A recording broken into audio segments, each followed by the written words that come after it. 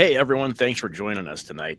While we're waiting for our guest, you're going to get the stylings of me, Matt Goldenboat, Mr. Bob Anderson here, and the magical James Norman. Ooh, I'm magic. You are magic. So actually, I believe I'm magic. I believe you're magic. Anyways, so here I'll actually take a minute to promote a couple of our events that are going to be this weekend. You can come out and see your Windy City Ghostbusters at the St. Charles St. Patrick's Day Parade out here in lovely St. Charles, Illinois. We'll be strolling down Route 64, and then Sunday we have got the Southside Irish Parade out there in the south side of Chicago. So definitely come and see us, and we can't wait to meet you, to greet you, and to say hi. So looks like we have got Zander. Zander, we good? We are frozen. Frozen like welcome to Why We Bust, folks. The Arctic tundra of New York. With Garaka looming over us. All right. This is why it's a free podcast. Exactly. You're getting your money. Only the finest here at Why We Bust, folks. Man, people haven't heard my voice on here in a hot minute. No, they haven't. No, in case you guys don't know me, hi everybody. My name's Bob. I direct Why We Bust. I'm here just as a placeholder for our pal Zander until we get it figured out when they're able to actually come on and join. Okay. In the meantime, Matt, what is Why We Bust? So Why We Bust is a show here brought to you by the Windy City Ghostbusters, where we bring on a guest every week, and we kind of take a deep dive into how they got here, what they're doing now, and how they go about their team efforts and things like that. So hey, looks like we got a Zander here in the house. We good? Yeah, we're good. Sorry, for some reason you guys went fully robotic, and then my phone said no. Okay. Yeah, that's basically what it looked like. All right. So I will on out everybody since our guest is here, so I'm not filling in as a temp. But enjoy the show, everybody, and make sure you like, comment, and subscribe on all the things. Ding. All the things. Have a good show, everybody. Thank you, Have a good one, Bob. Bob. All right. So welcome back, everyone, to Why We Bust, the show where we take a deep dive into Ghostbusters fandom, one proton pack journey at a time. I'm your host, Matt Goldenboat, and today we've got something special for you. Our guest today is someone who doesn't just love Ghostbusters, they love and breathe it. From suiting up to crafting custom equipment, Zander Price has made a name for themselves in the fandom, both in Ghostbusters field and at the workbench. We're going to talk about their journey from fan to full-fledged Ghostbuster, the gear they create, and the impact it's making along the way. So grab your PKE meters and settle in. It's time to find out why we bust. Zander, welcome to the show, buddy. How are we doing today? I'm good. Long day at work, but finally off. I've been looking forward for this since you guys emailed me. So fantastic, man. Well, we miss you up here, and hopefully you can come back and join us here for some events and stuff. But so I take it you've watched in maybe an episode or two of what we do here, and so yeah, we're gonna take a little deep dive into why you bust. So we're gonna jump into the we'll call it the Ready Player One Ghostbuster themed DeLorean, and take a trip back to when you were a kid. What was your first Ghostbusters memory? Was it the movies? Was it the animated series? Or was it something completely different? Like you ended up with a Slimer eraser on your pencil and you were wondering what it was. So funny enough, very first movie I ever saw. I'm a kid of the 80s. I was born in 87, so I'm a little bit past when Ghostbusters 1 came out. But very first movie I ever saw, also the first cartoon I remember was The Real Ghostbusters. Unfortunately, still my second favorite cartoon because it's kind of hard to top Darkwing Duck, but right on. But yeah, always been a fan. I love, like, ever since I first saw the movie when I was itty bitty, I was addicted to it.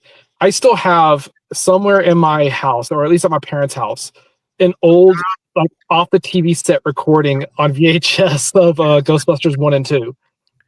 So yeah, I've been a little obsessed ever since then.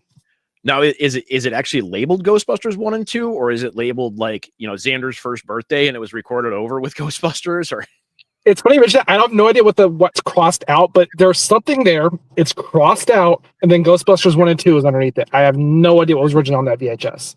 Isn't that funny? If you're a child of the 80s and 90s, in your parents' VHS collection, there was definitely a few VHSs that were probably something precious that somebody recorded over. So I would say that a worthy thing to possibly record over a great family event would be Ghostbusters 1 and 2. So what about Ghostbusters pulled you in? Was it the ghosts, the humor, the tech, or was it something completely different? Yes. No, like whenever I first started watching it, like from what I can remember, because as many of us don't want to admit how long ago that was, I remember watching it and being completely drawn in by, especially like the ghosts. Like I loved Slimer as a kid. I mean, absolutely adored that thing. I don't even mean like the real Ghostbusters Slimer. I mean Onion Head Slimer. Yep. I absolutely loved it. I remember my parents, and this is gonna sound really, really weird. Whenever I was being potty trained, my parents got me the real Ghostbusters underwear, and they told us like, remember, you gotta keep this clean, or the Slimer is gonna go away. Wow. I remember that. Like it worked. I tried that with Phoenix, and you guys know Phoenix. Yeah. I did that stuff with Phoenix whenever we were potty training him. It wasn't Ghostbusters. Actually, well, a couple of them were Ghostbusters because they had movies out and stuff. So yeah, like my youngest memories, I have photos of me and my older sister where she's holding me and I'm like maybe 4. I'm wearing like full Ghostbusters pajamas. I remember how I know the kids nowadays will grab a stick and go, look, ooh, sword. I grabbed the stick with, ooh, Neutrino wand. Yeah, and that's hilarious because like as an adult, I kind of wish I had like Ghostbusters pajamas. I'm not gonna lie. Like if one of these companies wanted to do like a Ghostbusters onesie or a 2-piece Ghostbuster themed, I'm all in, man. We won't go to the unmentionables, Eric, but I would definitely wear Ghostbusters underwear. I may have a pair. So do you remember the first moment as a fan realizing I want to be a Ghostbuster? Probably when I was in high school. Like I joined the GB fans when I was still in high school. So that was about 2004. Okay.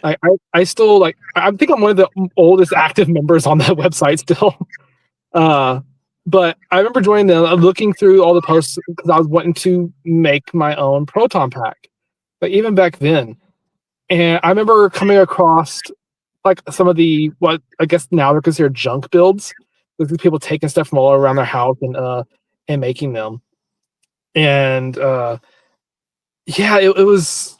I remember studying for hours. I still have I think it was a Stefan plans like printed out like from forever and a day ago. I still have my original copies printed out from back when I was still living at home, and it was.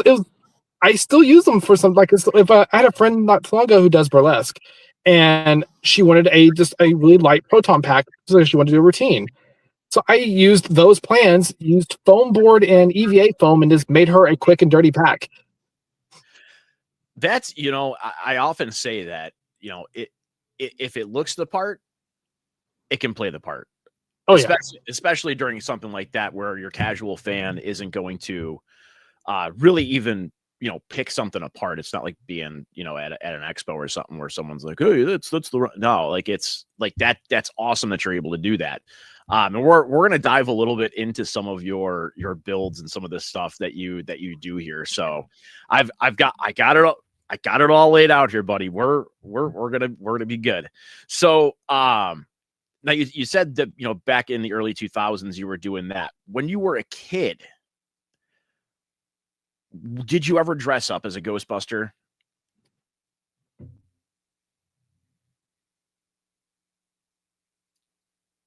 Oh, and we're frozen. Yeah. Oh no. Oh no. Garaka has taken his soul. He's frozen in time. He's going to be like this forever. It's so sad. Do do do do do. Bob's back. I'd sing, but nobody'd enjoy that. Maybe somebody would. I don't know. Hey, there's Bob again. Well. Sometimes when all else fails in the world, you just need to jump on and say hello to help fill dead air from the lagging guest. And that's okay. We love hello, everybody. Welcome to Why We Bust. I am your director, Bob, from Bob After Dark.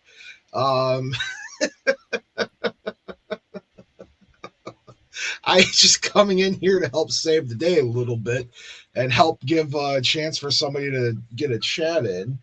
My name is Bob. I am with the Windy City Ghostbusters, and it is awesome to see both of you. Thank you. And you are the purported Mothman. That is a rumor. It is a nasty rumor that I absolutely have zero belief in. If I was the Mothman, how would I have a statue of myself that doesn't look anything like me in West Virginia? Because you changed. So that was not you. That was not you reported above the parking garage at O'Hare. That was not me. In fact, I actually have proof that it wasn't me. I was actually speaking at a convention the night that it was spotted at O'Hare and Rosemont. I got out of my panel I was speaking, and somebody brought it up to me saying, did you hear about the Mothman sighting? And I thought someone was screwing with me. Come to find out, no, 100%. There was an actual Mothman sighting the night of my panel, and I was just cracking a joke saying that I was going to be the panel person. I was cracking a joke saying that Mothman was there just to see my panel that I did. It's totally possible. How many Mothman sightings have there actually been? I know of the one at O'Hare. There has been dozens. There's in the area by itself, you have a Mothman sighting up in Woodstock, Illinois. There's been several at O'Hare, Northwest Indiana. I was one of the witnesses that spotted it in Homewood, Illinois, right above the rock quarry. There's been quite a bit. I think Zander is back, but it looks like Zander is also lagging up a storm again. Zander is buffering.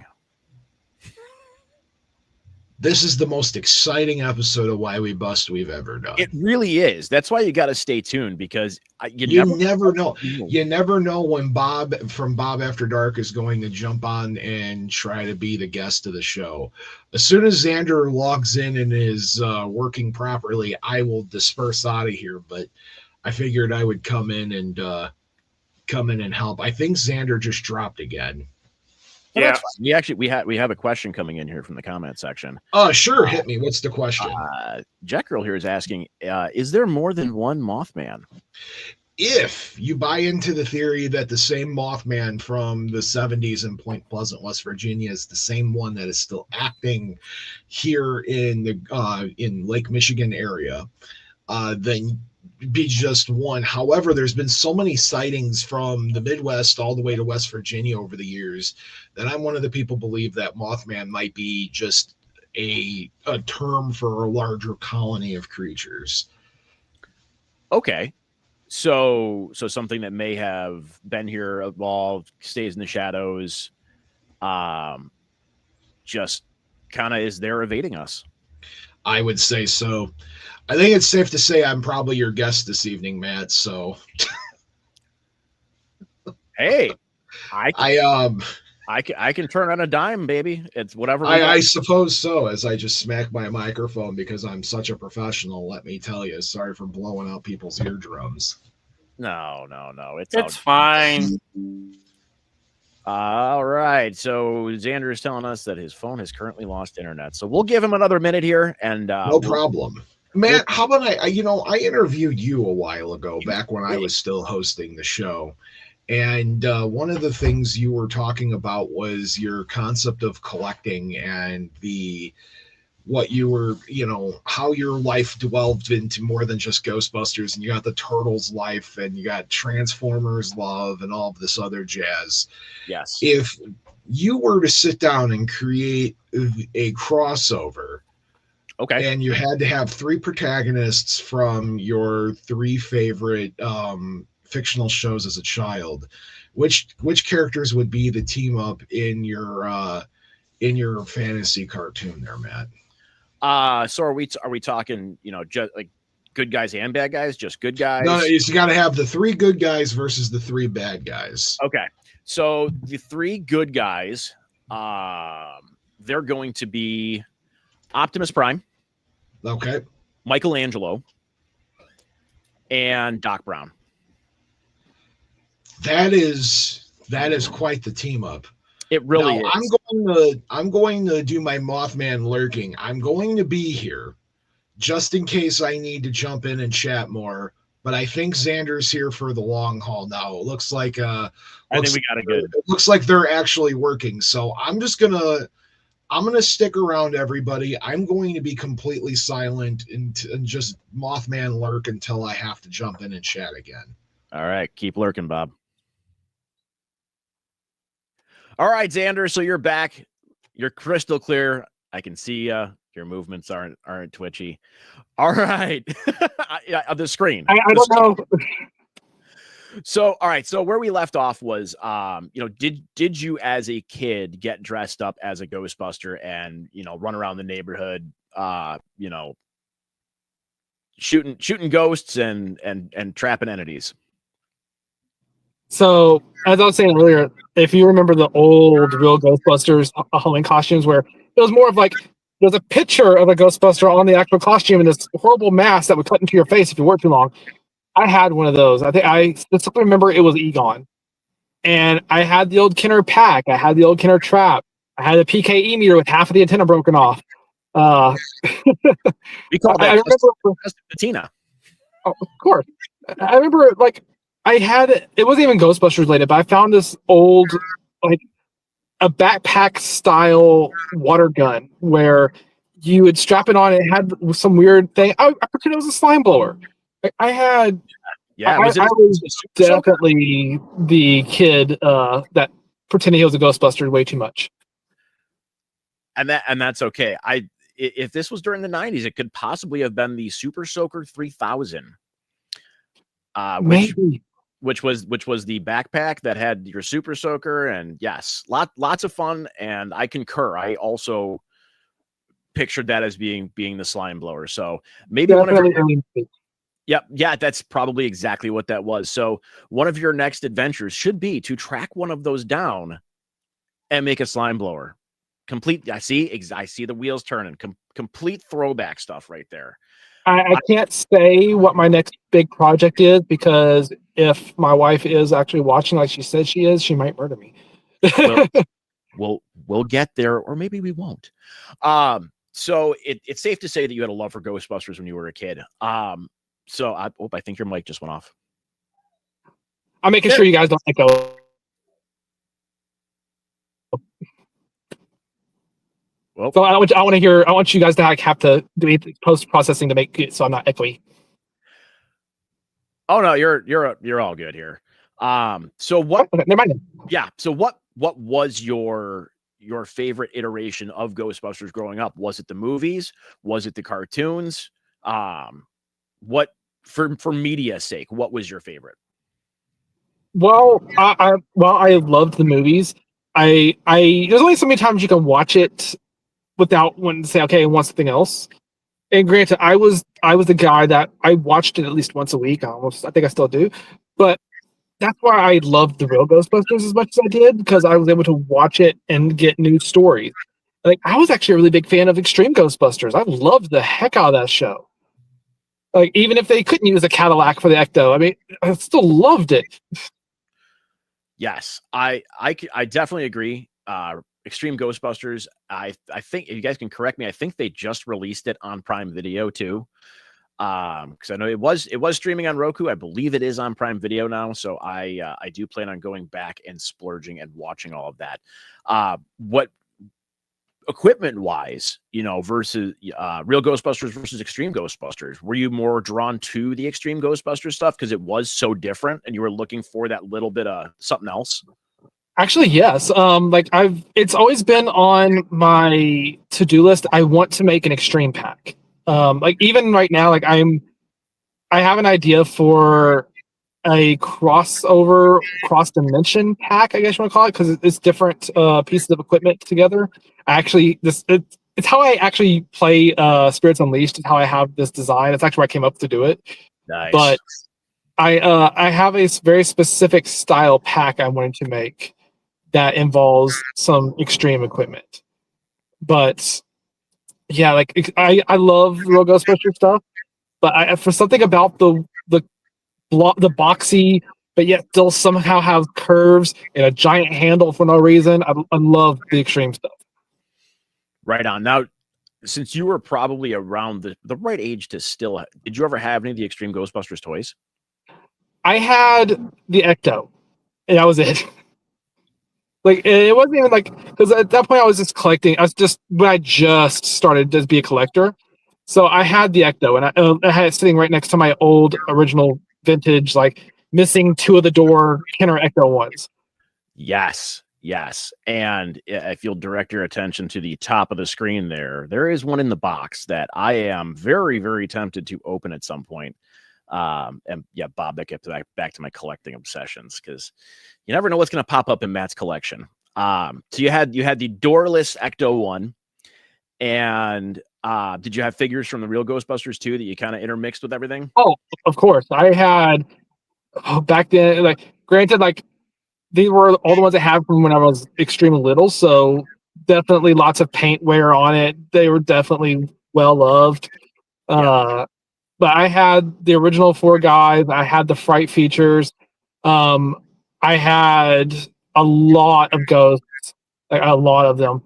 I had the stress ball style Stay Puft. Yes. Yeah. That's really cool. So you had a love for the movies, you had a love for the cartoons, and that's, I'm assuming, what ultimately brought you to wanting to join up with a team. So how did you first get involved we can go a little bit before that. Did you ever, go in full gear before you became a part of any type of team? Yeah. So it was when I first moved to Texas from Arkansas. Because I graduated high school, nothing to do in Arkansas at the time. There was nothing, no conventions, nothing. I moved to Dallas, and it seems like almost immediately after I moved, they started getting fun stuff there. So, but after I moved to Dallas, I built my first pack, and it was a really old junk pack. It was made almost entirely of foam board. I had different little pieces of EVA foam. I had big metal washers for the cyclotron lenses. But I made all that. I had my black flight suit because I wanted to be different. And I went out and started just doing stuff. I was in a cosplay club at the time, and I was one of the only people that did Western style stuff. Everybody's doing more the Eastern, this guy's from this anime, this guy's from this video game. There's Z in his Ghostbusters gear. But I remember the funny story. The first time we went to a big cosplay gathering. We were at the Galleria Mall, which is a really big mall in Dallas. Mm-hmm. And I see two security guards coming up to me laughing hysterically.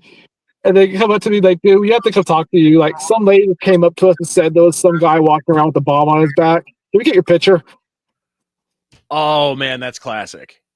That is that, to the untrained eye, I guess you just never know. So you did some stuff that was outside of, joining a team, which I definitely commend you for, because, sometimes jumping into a bunch of Ghostbusters can be intimidating, but being your own has its own set of challenges too. Being kind of the odd man out with, like you said, anime and all this other stuff that's super popular. What was that early, like mid 2000s when there was kind of That was 07. okay. But when I finished my first pack, it was 07.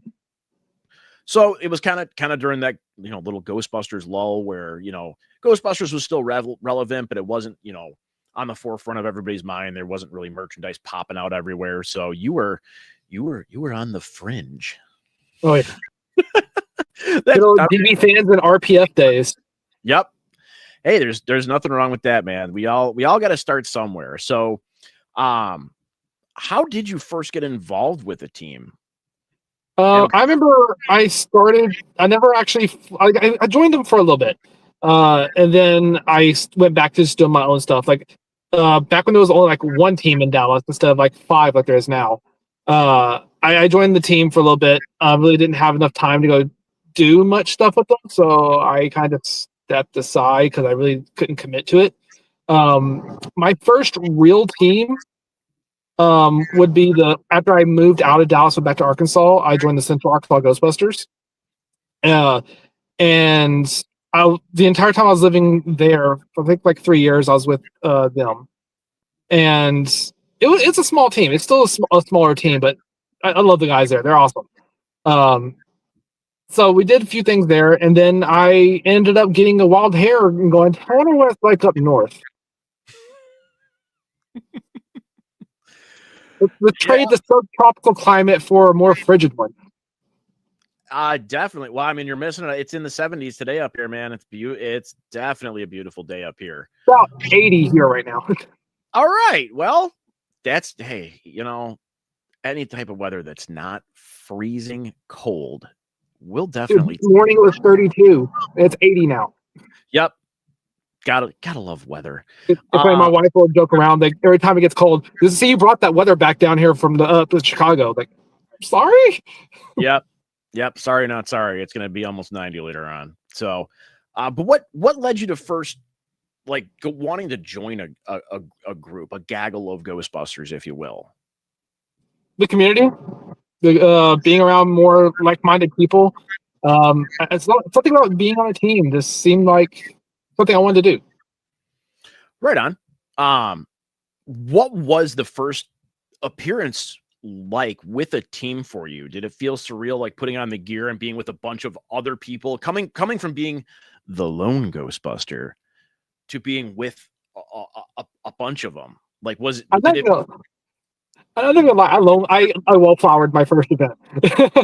Like, for some reason I was nervous about being around everyone else. I was like, okay, I'm this new guy. I got the junk pack on. Everybody else got their vacuum formed or resin packs and stuff. Like, I'm over here, like, man, I'm worried mine's gonna fall apart and if it gets too hot, and everybody else is looking like amazing. Like, oh, you see a sea of tan and khaki jumpsuits, and hey, there's Z in his black one. So I was really nervous my first few events. I didn't really talk to much people like I did when I was with you guys. I know you guys probably couldn't wait for me to shut up at some point. No, man, we love. You got to come back and visit us and do a couple of events. I love doing events with you. It's that's having somebody to talk to when you're doing stuff is definitely always a plus, and you're always a pleasure to talk to. Like I said, you're always welcome back up here to come join us. Now I know that for me, when I suit up, like I feel a certain vibe. Like, do you ever have like your own vibe when you put on the uniform? Like, do you feel like you just like stepped out of the '84 movie, or you just stepped out of one of the cartoons and like you're ready to go? Oh yeah. Whenever I get into uniform, it's just because I've been going to conventions and stuff. First of all, I've been cosplaying for long, and now I work at a rim fair, so I'm constantly trying to stay in character for stuff. So whenever I get into that, as soon as the uniform goes on, I throw my glasses on, I am in character the entire time. So I love doing that. So I go from just Ring Road Z to head of the paranormal research division. So that's definitely a plus, man. It's you get putting the uniform on and stepping out, staying in it is huge because you never know who you're going to interact with and what kind of impression you're going to leave on people. So being able to do that, I definitely give you lots of props. Do you have any favorite moments from being suited up and out there busting? Some of my favorite ones. This is actually one of my first few events with you guys. We were out at the one of the Halloween events. I can't remember the exact park, but we were out there and we were doing the Zander cards. And this one kid kept nailing them over and over again. Like, how the heck is this kid doing it? And you guys remember what I wore with my lab coat? I had my regular glasses that have my red shades on. And Dan looks over and goes, "He's looking at your glasses." This was right before he got his Stitches nickname. So yeah. Well, good old Stitches Lombardo. Let me tell you, never a dull moment with Dan around. oh no, that is one of those memorable moments that like you'll take with you, because you're gonna know next time you do those cards not to wear those glasses. oh yeah. Every time I do the cards now, the glasses off. I keep the ones up here, but I take my little readers off. And like, hey, can't look at them now. That's actually pretty funny, dude. I'm not gonna lie. All right, so we know what it's like when you're getting suited up. We know what it's like when you started out here and what brought you to that. I love watching and seeing some of this stuff that you have actually built yourself, because you are a prop maker. You enjoy doing stuff like that, and I love seeing your creations. What got you into the prop building side of this? I know we discussed like what actually drove you to wanting to get your hands dirty, get in there with the Ghostbuster gear and tech, and do it. It all started back early. You couldn't get good props. Like, you couldn't buy anything you wanted to. So, like I said, I wanted a Proton pack, and I got to do it myself. I couldn't go to Spirit Halloween and get a pack like you can now. You can't go out and buy like a toy Ghost Trap or a PKE mirror from HasLab like you can, like they do now. If you wanted something, you either had to go buy an old Kenner pack and repaint it, or just start getting stuff together and making it yourself. So like that foam and junk proton pack was started me building all my different props from everything. So was that the first thing you built? Was that was my very first prop I ever built. Nice. Now, did you incorporate electronics into it, or was it just, no? Just a plain pack? No question. I didn't start putting lights in my pack until my third proton pack. Really? Yeah. Like the one you guys I had when I joined you guys, that was my 5th or 6th iteration of a pack. So I had built a couple other ones with electronics by then, so I was a little bit more comfortable with it. But yeah, my first electronics pack, the cyclotron didn't move. It didn't even have sound.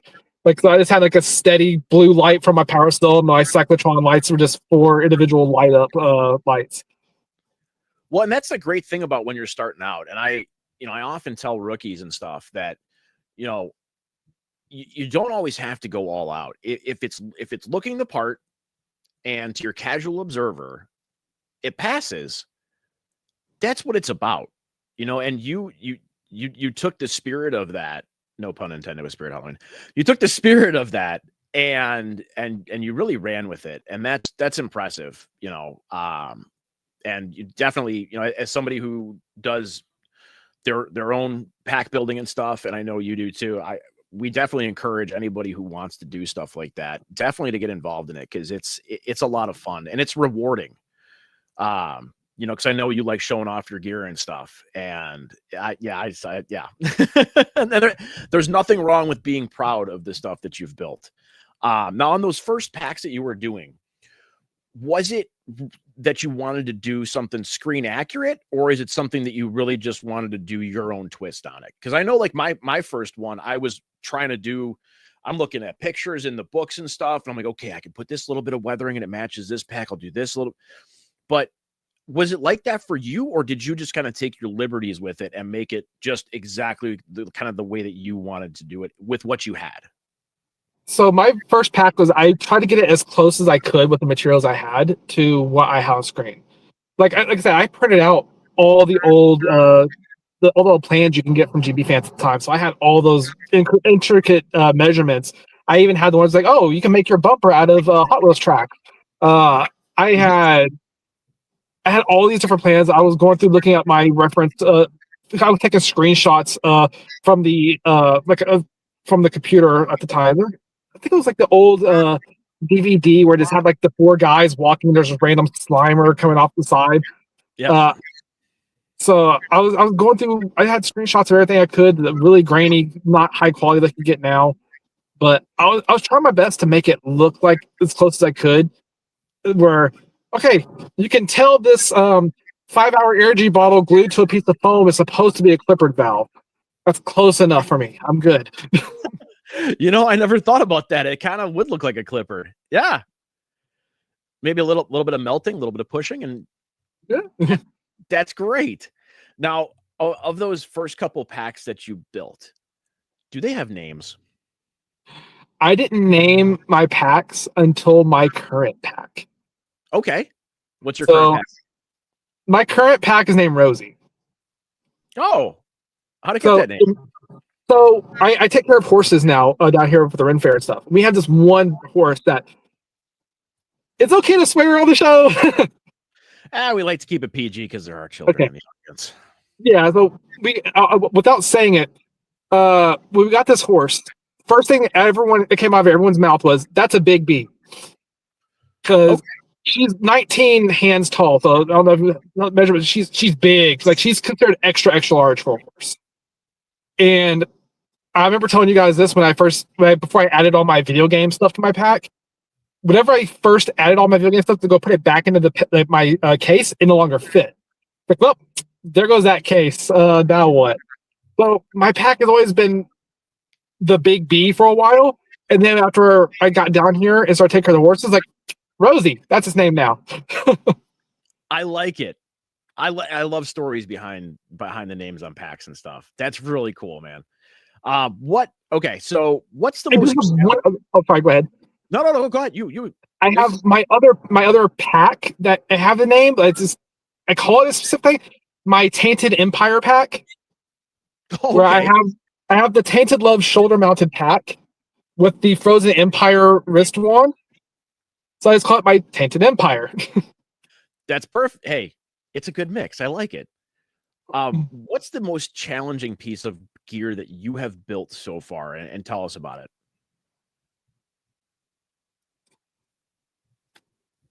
Honestly, I think it has to be Rosie, because whenever I first built her, it was just a regular 84/89 style pack, and then I added the video game attachments, and then I started adding Frozen Empire stuff.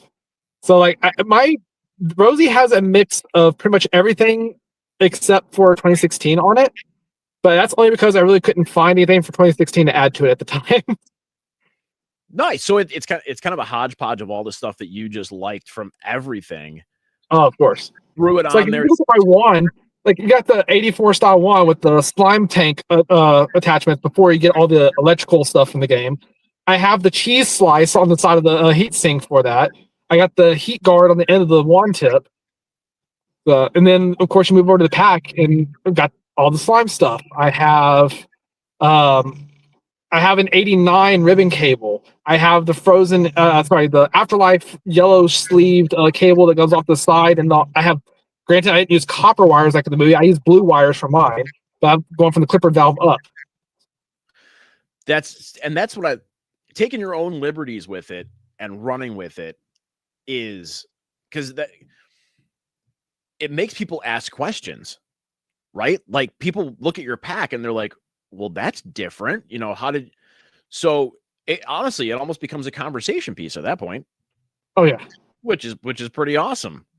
Now, do you have any, I said you may or may not want to talk about this. Do you have any upcoming builds or upgrades that you're working on that you're excited about? So my big one I really want to do is I want to do a slime blower. I have the files. I am just looking at my printer going, do I want to do this now or not? But I'm also going to make a 2016 style pack with an extreme wand. Ooh. I like that idea. That's a good mashup right there. Yeah, because it seems like those two mesh really well. I could definitely agree with that. And like I was just saying a second ago, so you love to 3D print stuff. Oh yeah. Is the majority of your stuff now all 3D printed and then refined from there? Yeah, most of my stuff nowadays is either FDM 3D printed or resin printed. Once I got my first 3D printer, I never looked back from there. So I went from scratch building every possible thing, that's all I had access to being able to 3D print stuff and sand and paint, sand and paint, sand and paint, and get it to where I want it to look like. The 3D printers definitely made busting a lot easier of a gateway to get people into it now. So you don't have to rely on, okay, I don't have $1,000 to buy a HasLab pack, or maybe I can't afford to spend $600 or so getting a kit from somebody. Okay, go buy maybe $100, $200 worth of filament, have about a month's worth of print time, and you have a usable pack kit you can have right there. Right. At that point, it's kind of just attach glue, sand a little bit, paint a little bit, and you're ready to bust, man. I agree. 3D printing has made putting together equipment so much easier these days, and I'm glad to hear that you have found that niche of that and are really running with it. So that's going to bring me to my next question. If you could invent a brand new piece of ghost busting equipment, what would it be? I've always, one thing I've liked about the game and stuff was how they had a separate containment unit where they would study Slimer. And this actually leads, because I had this idea well before Frozen Empire came out, and I love the fact they did it. Having an area like a research facility where you could study them, because I've always been into the paranormal and stuff, and I'm waiting for Bob to show back up because I'm mentioning the paranormal. But I've loved the idea of being able to study them. Like even when I do my SCP Foundation stuff, I invented a whole section of the SCP Foundation for the Phantasmic Research Development, Phantasmic Research and Development. So even with that, I'm doing ghost busting stuff. So right, you always got your foot in the door on something paranormal, and that's pretty cool, man. I really like that. Now, do you have any advice for anybody that wants to start building their own equipment? don't get too caught up on the little details. You can easily lose yourself in a project by getting too hyper focused on the small stuff. If you're starting out, I always tell people don't worry about making stuff highly screen accurate. Get it to how you like it. Get it to where someone can look at it and go, oh yeah, that's a proton pack. Oh, that's a flux capacitor. That's a giant sword. Get it to where it's recognizable, but it doesn't have to be perfect. You can perfect your talents later on. Absolutely. You got to start somewhere, start small, and don't let anybody tell you can't do it. Exactly. Absolutely. So we've learned a little bit about Zander's journey through all this stuff. I want to get your take on a little of what's going on in the Ghostbusters world now. What's your take on the new stuff, say Afterlife and Frozen Empire? Oh, I love it. Like I remember before the movie came out, like I think it was still during Afterlife when we were all doing stuff. I had my bumper painted yellow just for the longest time. And then whenever we saw the trailer for Afterlife, I'm like, I did the thing. Mm-hmm. Right now, do you have a favorite of the two, Afterlife or Frozen Empire? That's a good question. Out of the two, I still like Afterlife more. Frozen Empire is still a really good movie. I love it. But even after watching Afterlife as many times as I have, it still hits me. Like whenever it gets to showing Egon, and then when the music first finally hits the end, still gets me. There is something about that music, isn't there? Yeah. And them keeping it to the very end before they actually played it. Right. And as soon as that music starts, I can feel that tears start to well up. Like I know what's going to happen. I know what's coming. Is it dusty in here? It's more the cutting onions. Yeah, someone's cutting onions. So if you could own any piece of memorabilia prop, screen used item across the Ghostbusters expansive universe, what would that be? Ooh. I mean, I know the generic answer to this was going, I want an Ecto 1. No, Right. if I could have any screen use prop, I want the Gyrometer. Okay, fair answer. Like, little piece of equipment that barely gets used in the movie. Just like the slime scoop. I love those little bitty things. And it's funny you mentioned that because growing up, that actually the tips on that are microphone tips. Yeah, the Radio Shack microphones. Growing up, my stepdad had a stereo with that exact microphone. I didn't realize it till like maybe 3 months ago when I saw something. I'm like, oh my God, I probably still have those at my mom's. So yeah, I may ask you for some files. Maybe I have them. I was gonna say maybe we can make a dream come true here with spare parts. But that's the great thing about building stuff, right? It's sometimes the spare parts you don't realize you may have around were used for something or could be used for something. I've lost count how many times I'd be like, especially when I was working at like Walmart and I was stocking toys, and I come across those little wands where you hit the button and it starts spinning. Like, I wonder how hard it'd be to gut this and use it in a Gyrometer. Right, honestly, probably not too hard. So that's like one of those things. You keep a lookout at Goodwill, see if you can find one for 50 cents, and have at it. So what is your favorite part of being a part of the Ghostbusters fandom? Just, I don't know. Even now, like as popular as Ghostbusters is, even now, like we got kids now that are way too young to even know what they're supposed to be. They're walking around Ghostbusters gear, walking around with equipment, like t-shirts and like Halloween costumes. Like, man, I wish I had this stuff when I was little. But no, like being part of this community and being able to share love, like my favorite movie and stuff like that. I love it. Like I cannot get enough of that. Like I've been doing online forums, doing little meet and greets, talking with people since the early 2000s, and I'll never stop. That's great. And that's a pure passion for this community and this entire fandom that when you it's that bug that once you get it, it's very hard to stop or slow down with it. Am I right? Oh yeah. Now, have you ever met any of the cast or crew or anybody that's involved in Ghostbusters on the larger picture? Well, there was that one time we all met McKenna Grace. There is the one time we all met McKenna Grace, yes. And that one time we almost got to see Dan. We don't talk about that time. We strike that as a moment. Okay. Yeah.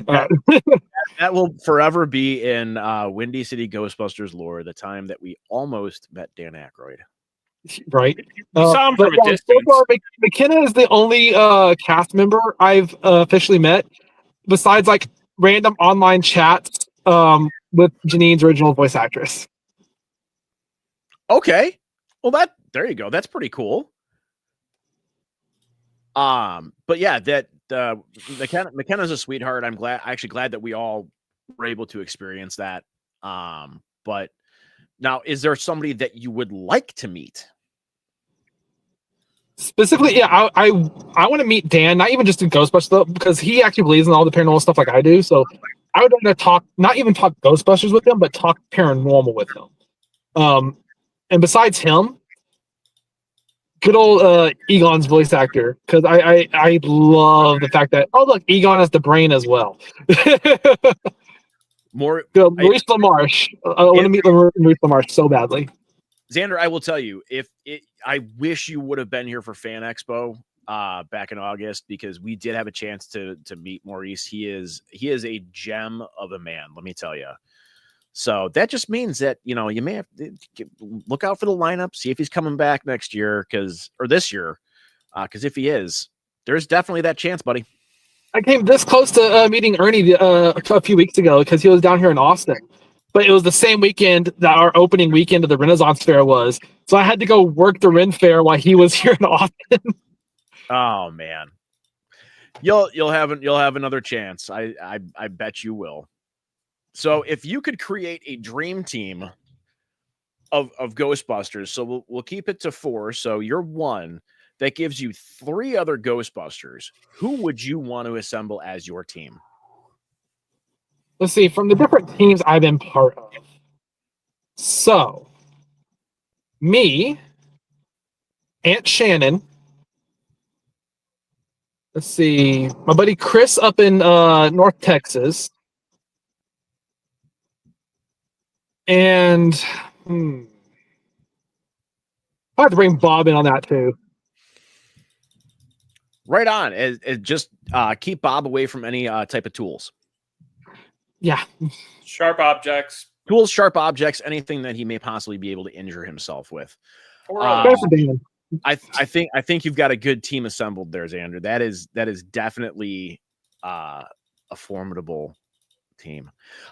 So what does, because when we throw our flight suits and our packs on, we are Ghostbusters. That is what we are. What does being a Ghostbuster mean to you? For me, I do it not just for the fun of it, because I love going out, especially if we're doing events. I love seeing like the look on the kid's face when they see all the Ghostbusters come up. I love doing the different charity events as Ghostbuster. I mean, that's why I started my Ghostbusters Extra Life team. Like, because look, go out, raise funds for the children's hospital, dress up as a Ghostbuster at the same time as doing it. I mean, last year I played Spirits Unleashed for 25 straight hours raising funds for the kids. So, yep. So that actually leads me into my next and last segment here with you is tell me more about the charitable work that you do, and tell all of our viewers and listeners here what it's about and how they can get involved. So with Extra Life is a charity with the Children's Medical Network. Whenever you sign up, you get to pick your nearest Children's Medical Network hospital. And while you fundraise for it, all the funds that you raise through different means get donated to that hospital. This year, I am raising funds for Dale's Children's Hospital in Austin. So anything I raise, either via doing my streams, selling the special patches, which should be coming in soon. I completely redesigned my Extra Life Ghostbusters logo, so I actually had help this year with that one. So thank you to the guys over at the Mowgli fan club for that. Thank you, Eric. So he designed the patch this year. Anything that raised was to that. And then on game day, which I believe is either the 1st or the 8th of November this year, we do our streams and keep trying to raise more money for it. I know not too long ago, I had raised $5,000 and got opened my big mouth and said I'd get a tattoo of my logo if I hit it. And man of my word. That's awesome. So you're absolutely passionate about this, and from one Ghostbuster to another, like that is, there we go. Nice. The light's not blinding it out. It's colored, but it's kind of, there you go. But yeah. You are a man. Only tattoo I have, and it was because I opened my mouth and said I'd get a tattoo of the logo if I hit $5,000. Well, you kept your word on that, and that is pretty awesome. And if anything, that really goes to show your dedication to, not only this franchise, but to the Ghostbusters community as a whole and the charitable side of this. I think that giving back when we suit up is one of the most rewarding things. Do you feel that same way too? Oh yeah.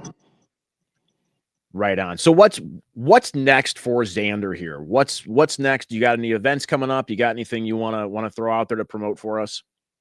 Right now, unfortunately, most of my time is be taken up working the Ren Fair. What season is over, I'll be doing more work with the Austin Ghostbusters. I have another team that I also run that I'm trying to do more stuff with. Like part of our branch in Germany just put up a huge display that looked freaking amazing. And besides that, more fundraising for the Ghostbusters Extra Life.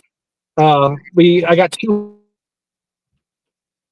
200 of our newly designed patches coming in, so I already had it on my donation page that if anyone donates $15 towards that, they automatically get a patch mailed to them.